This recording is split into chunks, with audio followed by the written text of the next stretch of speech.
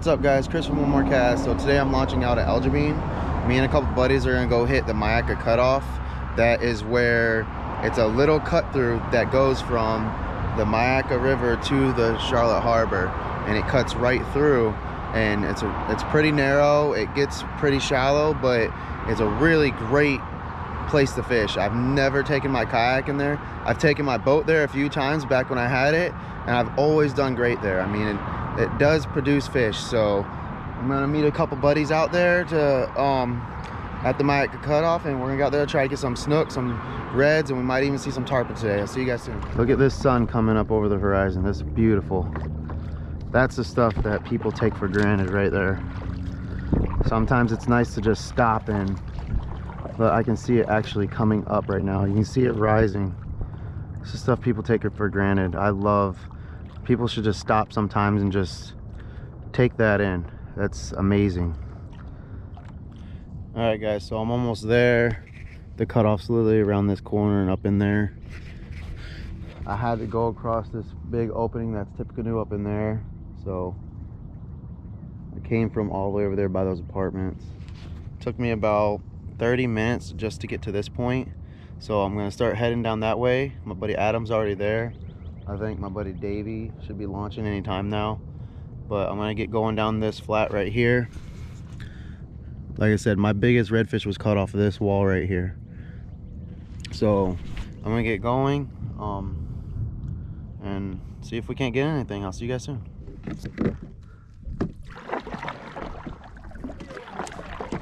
That's a trout?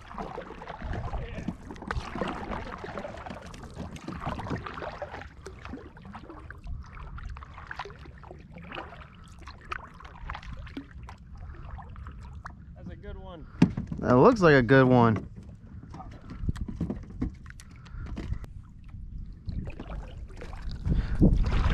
Dang.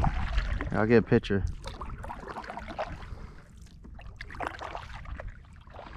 That's a pretty good one.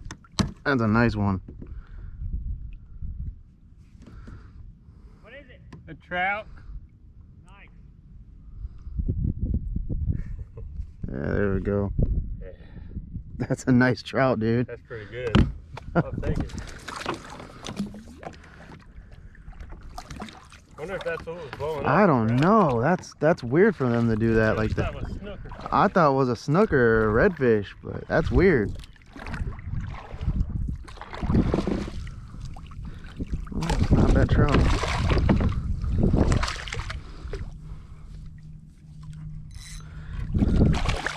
Drag was a little loose.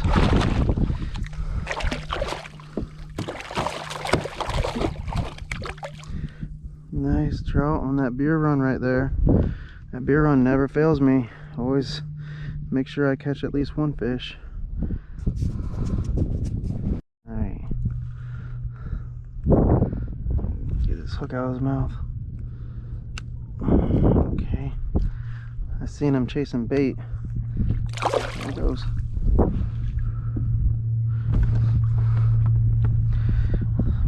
Been out here for 4 hours. Haven't had one little bite.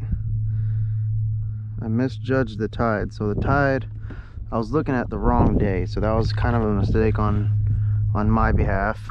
I was looking at the actual wrong day. I thought the tide was supposed to start coming in at like 7:45, 8ish is when I thought it was gonna come in, but it didn't end up coming in, start coming in until about 10:30. So I've had like no water movement really.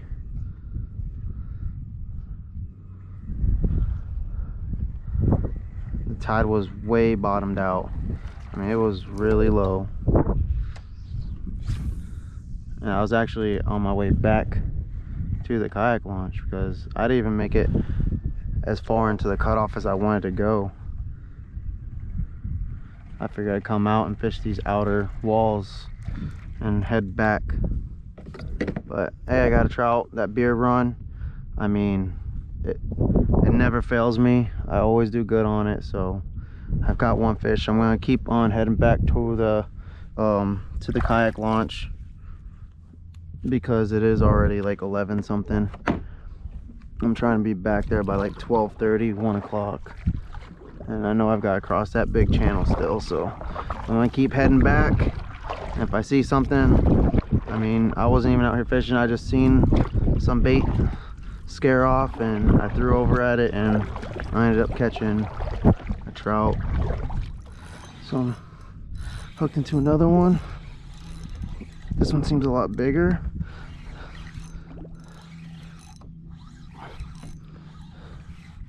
Holy cow. This one's a lot bigger. About the same size. Hang on a second, buddy. Okay, so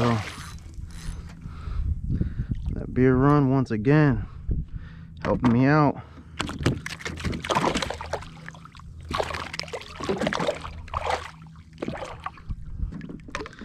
I have to get the pliers on him. He ate it. Yeah, he kind of ate it, so I'm gonna try to get it out without hurting him. Oh, seems to be okay. There he goes. He's swimming off. That's good. So he just took off. So it wasn't as deep as I thought it was. It looked a lot deeper than it was. So, and all I'm doing is on my way back is I'm just trolling. Since I don't have really a pedal drive, it's way easier for me to troll. So I'm gonna keep on going. That's 2. This beer run's definitely making it happen for me. Tighten up my drag.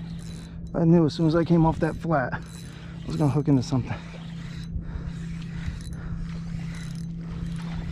Got a trout. I knew as soon as I came onto this flat. Oh, he threw it. Oh man, that was a nicer one too. I knew it. I just checked the depth. It was like 6 foot. And I thought to myself, as soon as I get from 6 to like 4 or 5, I'm gonna end up hooking into one. I tightened my drag too soon. Okay. Something just happened. I was reeling in this one and something hit that one and 2 trout came up and tried to hit this one. I think I'm in a good area right here.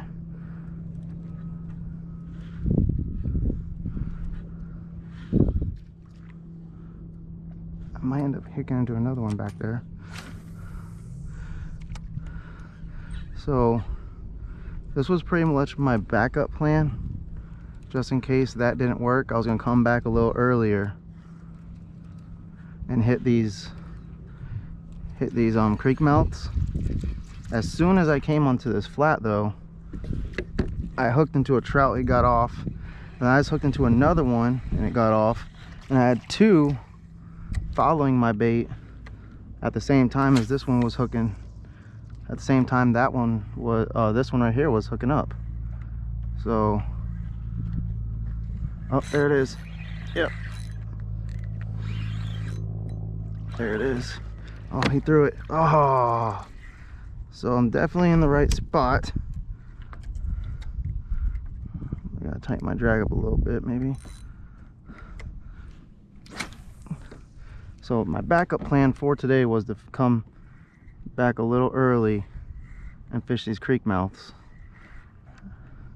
And as soon as I get here, I mean, I had 2 trout chasing my Meridine. I had one hit it as soon as I came on the flat. So I'm gonna get myself in a little better position. This guy's still good. See if I can maybe get a snook or a red out of this creek mouth.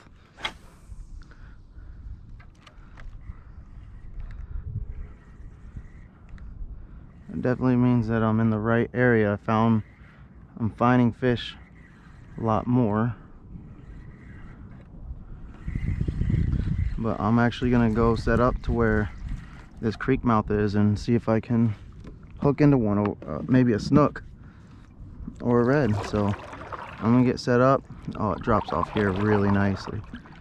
I'm gonna get set up and see if I can possibly get into a snook or a red. Okay, so I'm coming up to this other creek. This is the one I did the video on, where I caught all those snook. Oh, getting one. Oh yeah. Oh. Tighten up a little bit. It's not coming to the top.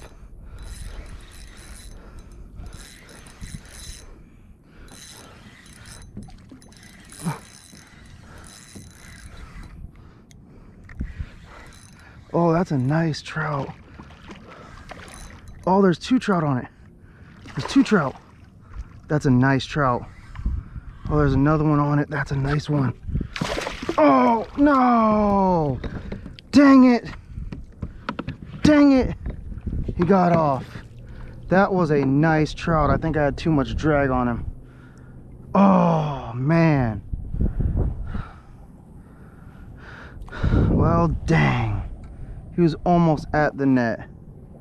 Wow. And there was another trout on him.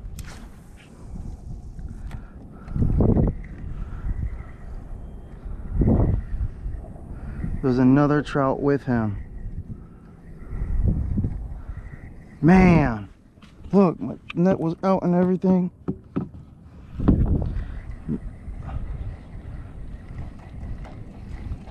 All right, guys, I see something swimming, something big swimming over there.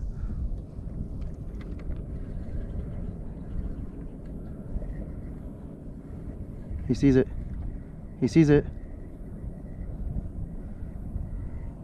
He's following it.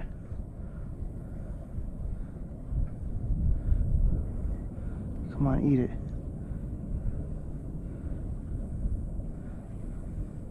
Eat it.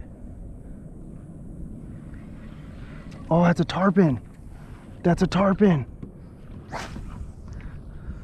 That's a tarpon.